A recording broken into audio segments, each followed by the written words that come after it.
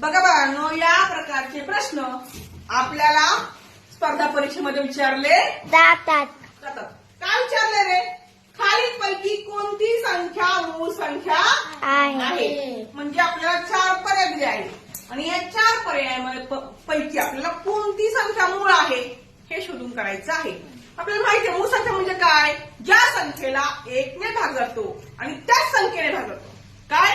ज्या संख्येला 1 ने भाग जातो आणि त्याच संख्येने भाग जातो अशा संख्येला मूळ संख्या असे म्हणतात. मग आपल्याला हे माहिती आहे. मग या व्याख्यावर आपण काय करायचं? यामध्ये कोणती संख्या मूळ संख्या आहे हे शोधून काढायचं आहे. तर 18 पहिले काय संख्या आहे? 18. 18ला 1 ने भाग जातो, परत 2 ने पण जातो, कारण 92 18, 3 ने जातो, 3 सख 18, 9 गुणे 18, म्हणजे ही मूळ संख्या नाही. दुसरी काय आहे? 40. 40ला 1 ने भाग जातो, पण त्याला अनेक संख्येने भाग होतो. उदाहरणार्थ 5 ने 5 40, 10 चोक 40, 10 चोक 40, म्हणजे अनेक संख्येने काय होतो? भाग जातो. ही पण मूळ संख्या नाही. पुढची आहे 30. 30ला 1 ने जातो भाग, पण 1 शिवाय आणखी संख्येने भाग होतो. उदाहरणार्थ 3 10 30, 5 सख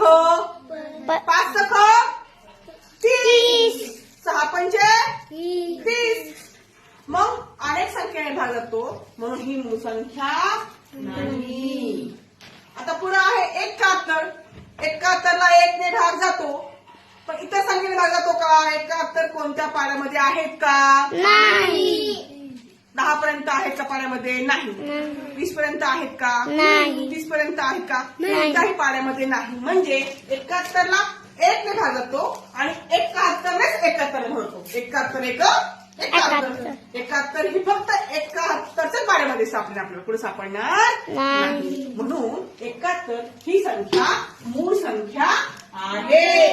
मूळ संख्या आहे म्हणजे 1 ने भाग जातो आणि त्याच संख्येने भाग जातो, म्हणून 71 ही संख्या मूळ संख्या आहे. क्रमांक